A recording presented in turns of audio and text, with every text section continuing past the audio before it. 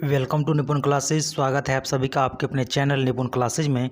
दोस्तों आज हम लोग देखने वाले हैं इतिहास के महत्वपूर्ण टॉपिक को, और ये चैप्टर 3 और चैप्टर 4 यानी कि 2 चैप्टर को हम लोग कवर करेंगे। चैप्टर 3 में आपको प्रारंभिक समाज के बारे में बताएंगे, और चैप्टर 4 की बात करें तो प्रथम कृषक एवं पशुपालक के बारे में बताएंगे। दोस्तों ये जो वीडियो होगा वो आपको क्लास 6 के हिस्ट्री से लिया गया है, और ये जो बुक है वो SCERT से सारे क्वेश्चन हमने यहाँ पर मेंशन किए हैं। और इसका जो दोस्तों PDF है वो आपको टेलीग्राम चैनल पर मिल जाएगा, और इसका जो ई-बुक है वो भी आपको टेलीग्राम चैनल पर मिल जाएगा, जिसका लिंक नीचे डिस्क्रिप्शन बॉक्स में दिया गया है। इससे पहले आपको चैप्टर 1 और चैप्टर 2 यानी कि एक वीडियो में कराया गया था, और इस वीडियो में भी हम 2 चैप्टर कवर करेंगे। तो चलिए वीडियो को शुरू करते हैं। फर्स्ट क्वेश्चन है कि आरंभिक मानव के रहने के प्रमाण कहाँ मिले थे दोस्तों? गुफाओं के अंदर। जैसे कि मध्य प्रदेश का भीमबेटका गुफा। दोस्तों मध्य प्रदेश का ये फेमस गुफा है भीमबेटका, और काफ़ी बार एग्जाम में ये क्वेश्चन पूछा गया है कि भीमबेटका गुफा कहाँ है, तो ये मध्य प्रदेश में है। और पहले जो आरंभिक मानव थे दोस्तों वो गुफाओं में रहा करते थे। इसके अलावा कुछ गुफाएं और हैं, जैसे कि बुढ़नी हो गया, पंचमढ़ी हो गया और भेड़ाघाट। तो इन गुफाओं में लोगों के रहने के प्रमाण मिले हैं। नेक्स्ट है कि कई पुरा स्थल नदी और झीलों के किनारे पाए गए हैं। आरंभिक मानव के औजार पत्थर, जानवर के सींग, हड्डी के बने होते थे। आरंभिक मानव चित्रकारी क्या करते थे? जहाँ पर जिस गुफा में रहते थे दोस्तों, तो उसी गुफा के दीवारों पर चित्र बनाया करते थे, और इसका जो प्रमाण है वो भीमबेटका गुफा में मिला है। और ये भीमबेटका गुफा कहाँ है दोस्तों? तो राज्य का नाम आप याद रखिएगा, ये मध्य प्रदेश में स्थित है। अब यहाँ पर देखिए 5 नंबर में पैसरा का जिक्र है, तो पैसरा बिहार के मुंगेर जिला में स्थित है, जहाँ से आरंभिक मानव से संबंधित पुरा स्थल देखने को मिले हैं। पैसरा संभवतः आवास और निर्माण स्थल था, ऐसी बातें कही जाती है। 8 नंबर क्वेश्चन है दोस्तों कि पैसरा में यूरोप में पाए जाने वाले आरंभिक मानव के औजारों की तरह औजार मिले हैं। जो औजार यूरोप में पाए जाते थे दोस्तों, तो इसी तरह के औजार कहाँ देखने को मिले हैं? तो पैसरा में देखने को मिले हैं, और ये पैसरा कहाँ है? तो बिहार के मुंगेर जिला में स्थित है।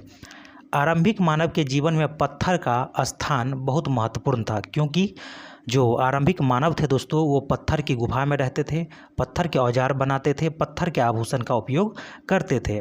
आरंभिक काल को पुरातत्वविदों ने पाषाण काल कहा है, और पाषाण काल ही क्यों कहा है दोस्तों?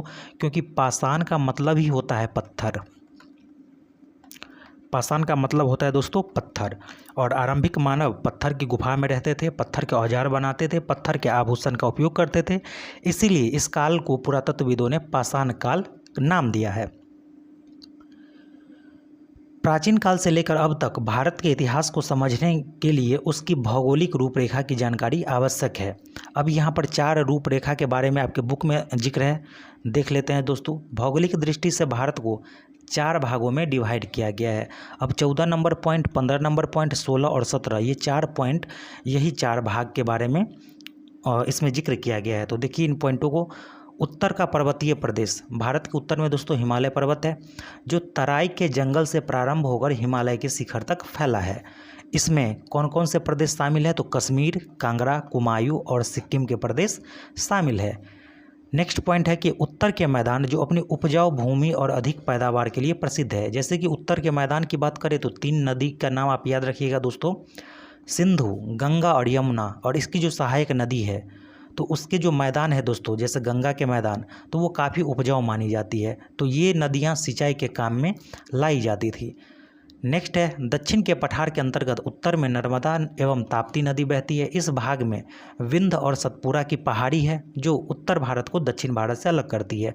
अगर आपसे पूछे कि उत्तर भारत को दक्षिण भारत से अलग कौन करती है, तो विंध्य और सतपुरा की जो पहाड़ी है वो उत्तर भारत को दक्षिण भारत से अलग करती है। ये जो पॉइंट है दोस्तों वो टू द पॉइंट है, यानी कि एक क्रम में लिखा गया है। तो इस पॉइंट को आप लोग अच्छे से कर लेते हैं तो एग्जाम में आपको ज़्यादा दिक्कत का सामना नहीं करना पड़ेगा। सुदूर दक्षिण के मैदान में गोदावरी, कृष्णा तथा कावेरी के उपजाऊ डेल्टा वाले प्रदेश मिले हैं। नेक्स्ट है कि भारतीय उपमहाद्वीप के उत्तरी सीमा पर स्थित पर्वत श्रृंखला भारतीय उपमहाद्वीप को पश्चिमी तथा मध्य एशिया से अलग करती है। भारतीय जो उपमहाद्वीप है दोस्तों, महाद्वीप कितने हैं दोस्तों, तो 7 है, और भारत क्या है, तो भारत उपमहाद्वीप है। तो भारतीय उपमहाद्वीप के उत्तरी सीमा पर स्थित पर्वत श्रृंखला भारतीय उपमहाद्वीप को पश्चिमी तथा मध्य एशिया से अलग करती है। अगर पूछे आपसे कि भारत किस एशिया में है, उत्तरी एशिया कि दक्षिणी एशिया, तो दक्षिणी एशिया में हमारा भारत स्थित है। अब यहाँ पर आपके बुक में 3 दर्रा के बारे में बताया गया है दोस्तों। ये दर्रा क्या होता है, तो 2 पहाड़ी के बीच के जो संकरे रास्ते होते हैं ना दोस्तों, उसे ही हम दर्रा कहते हैं। अब संकरा क्या होता है, तो संकरा का मतलब होता है पतला रास्ता। तो 2 पहाड़ी के बीच के पतले रास्ता को क्या बोलते हैं, दर्रा बोलते हैं। 3 दर्रा का जिक्र है आपके बुक में, देख लीजिए। एक खैबर दर्रा जो पाकिस्तान में है, हालांकि पाकिस्तान और अफगानिस्तान दोनों जगह ये पड़ता है, लेकिन आपको ऑप्शन में पाकिस्तान ही दिए जाएंगे। बोलन दर्रा की बात करें, ये भी पाकिस्तान में, और गोनल दर्रा ये भी पाकिस्तान में है। तो ये तीनों दर्रा आप लोग देख लीजिएगा। हालांकि जो दर्रा है दोस्तों, तो दर्रा से और भी क्वेश्चन पूछे जाते हैं। तो ज्योग्राफी में जब दर्रा से रिलेटेड टॉपिक उठाएंगे तो वहाँ पर हम सभी दर्रे को कंप्लीट करवा देंगे। नेक्स्ट क्वेश्चन है 23 नंबर पॉइंट है दोस्तों, भारतीय उपमहाद्वीप के उत्तर पश्चिम में मेहरगढ़ स्थान है, और मेहरगढ़ में ही सबसे पहले गेहूं और जौ जो होता है दोस्तों, इसका उपजाना आरंभ किया गया था। कहाँ पर, तो मेहरगढ़ में। पूछेगा कि गेहूं और जौ सर्वप्रथम कहाँ उगाया गया, तो मेहरगढ़ में। और मेहरगढ़ भारत के किस दिशा में, तो उत्तर पश्चिम दिशा में स्थित है। उत्तर पश्चिम में ही सिंधु नदी बहती है। नेक्स्ट पॉइंट है लगभग 4700 साल यानी कि 2500 ईस्वी पूर्व। अब ये ईस्वी पूर्व क्या होता है दोस्तों, पिछले वीडियो में ही हम इसका जिक्र किए थे कि ईसा मसीह के जन्म से पहले का जो समय होता है, ईसा मसीह के जन्म से जो पूर्व का समय होता है, उसमें हम ईसा पूर्व जोड़ते हैं, ठीक है। तो लगभग 4700 साल या फिर 2500 ईस्वी पूर्व सिंधु नदी के किनारे नगरीय सभ्यता का विकास हुआ, और उस नगरीय सभ्यता का नाम क्या दोस्तों, हड़प्पा सभ्यता। हड़प्पा सभ्यता। हड़प्पा सभ्यता कैसी सभ्यता थी, तो नगरीय सभ्यता थी। भारतीय उपमहाद्वीप के उत्तर पश्चिम में गारो, खासी, जयंतिया, मिसमी पहाड़ियाँ है। नेक्स्ट पॉइंट है भारतीय महाद्वीप के मध्य विंध्य पर्वत विभाजक रेखा है। भारत जो है उसके बीचों बीच में दोस्तों विंध्य पर्वत जो कि विभाजक रेखा का काम करती है। महापाषाणी संस्कृति का निर्माण विंध्य के दक्षिण में ब्रह्मगिरी स्थान पर 3000 साल पहले हुआ था, ठीक है। औजार बनाने के तरीकों में और जीवन शैली में आए परिवर्तन के जो प्रमाण मिले हैं, उस आधार पर पाषाण काल को 3 भाग में बांटा गया है। पाषाण काल को दोस्तों 3 भाग में, और पाषाण का मतलब क्या होता है, तो पत्थर होता है। आरंभिक चरण को पाषाण काल कहते हैं। इस समय के लोग शिकार और भोजन संग्राहक के रूप में अपना जीवन बिताते थे। पुरापाषाण काल में ही आग का आविष्कार हुआ। कई बार पूछा गया कि आग का आविष्कार किस काल में, तो पुरापाषाण काल में। और अस्थायी आवास, लोगों ने अपना फिक्स आवास बनाना शुरू कर दिया था दोस्तों पुरापाषाण काल में। इसके बाद आता है मध्यपाषाण काल। तो मध्यपाषाण काल में पर्यावरणीय बदलाव आए और वातावरण में गर्मी बनी, जिसके कारण गेहूं, मरुआ, धान आदि उगाए गए। नेक्स्ट पॉइंट देख लेते हैं, 33 नंबर पॉइंट है कि घास पर आश्रित शाकाहारी जानवरों की संख्या भी बढ़ने लगी, क्योंकि जब मौसम परिवर्तन हुआ तो घास फूस भी उगने लगे, जिससे जो शाकाहारी जानवर थे उसकी संख्या में बढ़ोतरी देखी गई थी।